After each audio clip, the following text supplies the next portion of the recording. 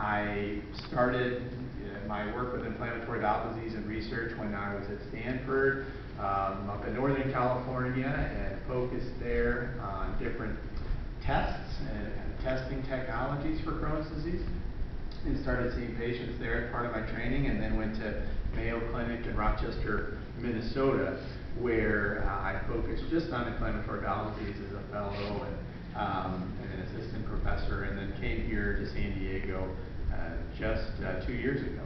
So at the IBD Center at UC San Diego, we're really trying to build a multidisciplinary team where we work together with our team of nurse practitioner, nurses, collaborations with the CCFA, collaborations with local support groups, and try to build a patient-centered, multidisciplinary radiologists, surgeons, and gastroenterologists group that can provide the team approach to care, which I think is really important with inflammatory bowel disease, because there are lots of points to this that come together. Part of it is diagnosis takes many pieces of a puzzle frequently. And a lot of people say, gosh, somebody said I had Crohn's disease, and now they say I have colitis, or vice versa, and which is it? Or somebody said I had IBS for years, doc, and what did that mean? And what's IBS versus IBD, or irritable bowel syndrome, versus inflammatory bowel disease? And then the other issue is that sometimes some of the tests that are available may not be available locally. And I think one of the things we're trying to do are work on both accurate tests and tests that spare side effects. So trying to avoid, in a situation where you could have many CT scans, if we don't need it for an emergency, trying to use things like an MRI or even potentially an ultrasound in some situations that can avoid the radiation of a CT scan. And another theme is that as we see, sometimes patients don't have another option among available medicines that are out there and approved by the FDA, and so sometimes that's the time when someone needs a clinical trial, for example, to try to get a new medicine that's being studied in a very monitored way, and allow the patient to have access to that when other options aren't working.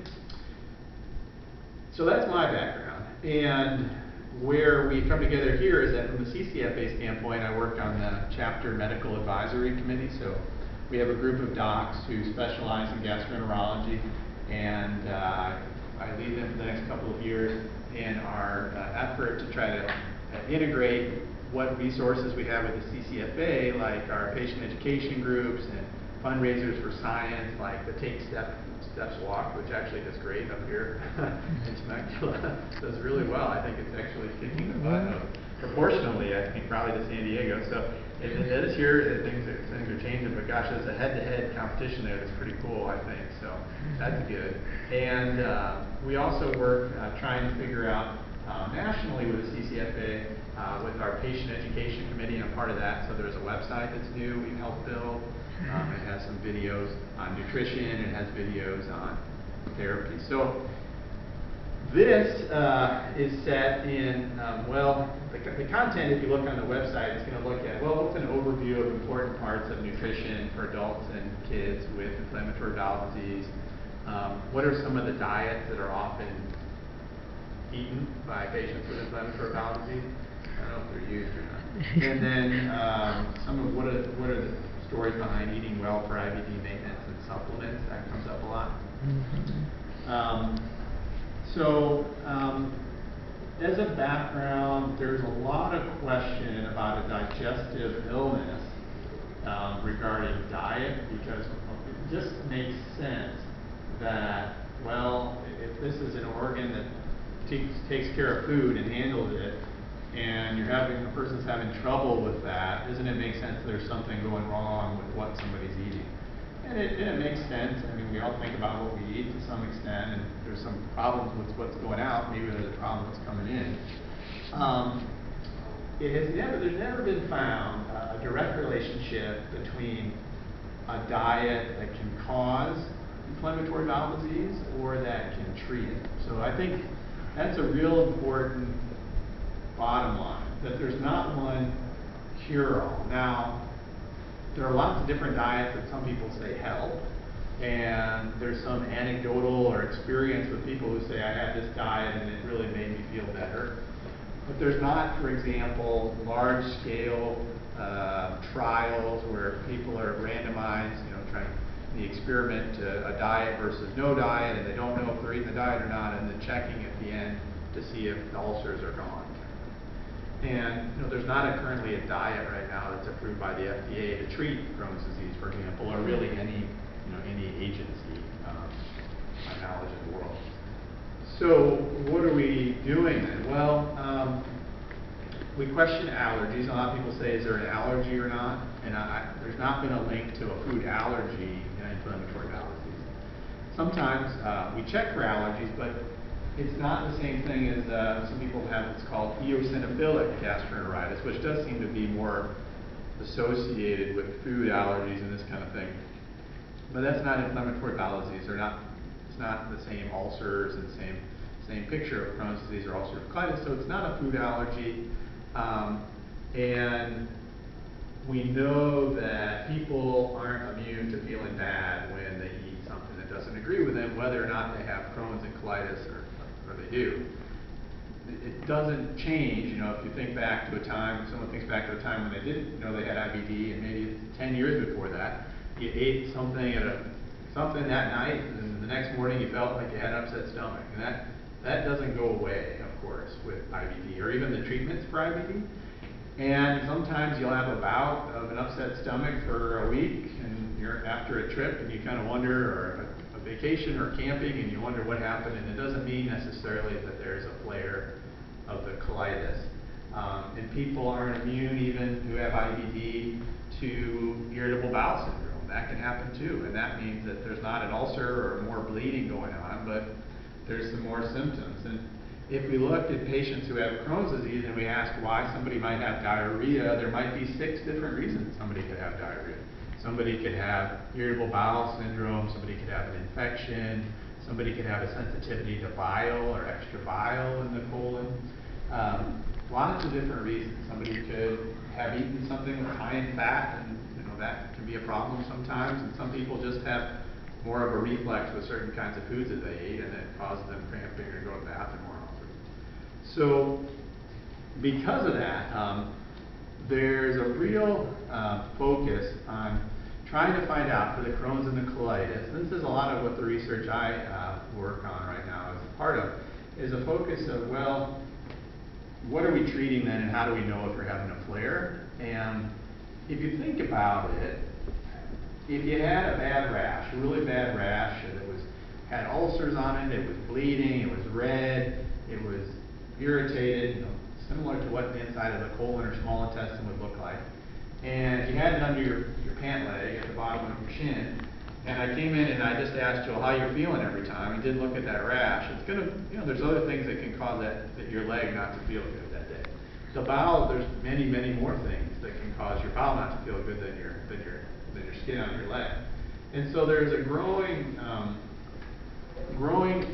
emphasis right now in the field of treating IBD and treating Crohn's and colitis, of taking a look and seeing if that rash is being treated or not. Because I think now in 2013 we do have medicines that we can show very frequently, not all the time, but very frequently can actually cure up that rash to a point where it's minimal. Just like if it went from a big ulcer on your shin to more of a patch of red, or even normal looking skin, that would be good. It'd be nice to be able to check. We don't know yet of a food that can do that, really. It just doesn't happen that we know. I'd say in the background, potentially, there could be foods in the future. There could be, for example, natural supplements that maybe will come and be tested by in big trials in the next couple of years by the FDA that might make a dent in ulcerative colitis and Crohn's. Things that have been shown, for example, in China, there's a certain herb that recently passed called Andrographis paniculata that passed a phase 2 or early phase trial and showed some benefit. And so maybe we'll start to see things that the science finds out that maybe there are hints of something working in the future. And then on this, the only other thing is that in children there are some elemental diets which apparently taste just like dirty socks. Amino acids that are really in a real pure form, very, very difficult to drink, and in children sometimes on this kind of amino acid diet, There can be some sparing of steroids and using that for Crohn's disease, but it's extremely hard to drain. It sometimes involves nasogastric tubes and things like that in order to be able to drink it. So, barring that, the diet ideally is going to be something that reduces your symptoms. So, if I ate certain foods all the time, I'd have an upset stomach no matter what. If it were constantly eating Cheetos or something like that, there could be trouble with that. So there's an idea of, well, how can you find for yourself foods that for you don't make your symptoms worse, and even if it's not making the Crohn's or colitis worse, it's not making the symptoms worse. And then are there foods that or supplements you can take because you know that with colitis there are certain vitamins that are lower? That's another thing. And then you can help try to supplement that early. And then the third thing is, well, if certain times you probably a person probably won't tolerate certain foods. So if there's a real narrow area, if the bowel, instead of being this whole door, usually the door from one part of if you're looking down the tube of your small intestine, and it's the whole door space, and it's so much inflammation or scar that if the food's just going through this window, if you eat a lot of carrots that are raw, just like in the home and the garbage disposal, these clog things up. And so people find that at certain times, if they have small intestine disease, for example, or strictures in the colon, that if food's going through here, they're probably going to want to eat lower residue diets and not eat a lot of raw vegetables. And it's not because these are bad for you or going to cause a quote flare. It's just like the sink. It's a simple plumbing thing, and if the food starts matting up in front of this, you get bloated and blocked and problem. And people say they can hear it across the room when it squirts through here, and that's not comfortable. Mm-hmm. So the goal, of treatment is to try to get, this to go back to as close as we can to an open door for Crohn's disease often, and then try to prevent a surgery that's needed to say replace the door in a sense. That sometimes has to happen too. And in the meanwhile, try not to let you lose too many nutrients that can be lost with inflammation. And the main things that come up are B12 and vitamin D, vitamin calcium are found to be low. So let's see, and it's for next, right? So in terms of children, that is a segue, and I'm not a pediatrician.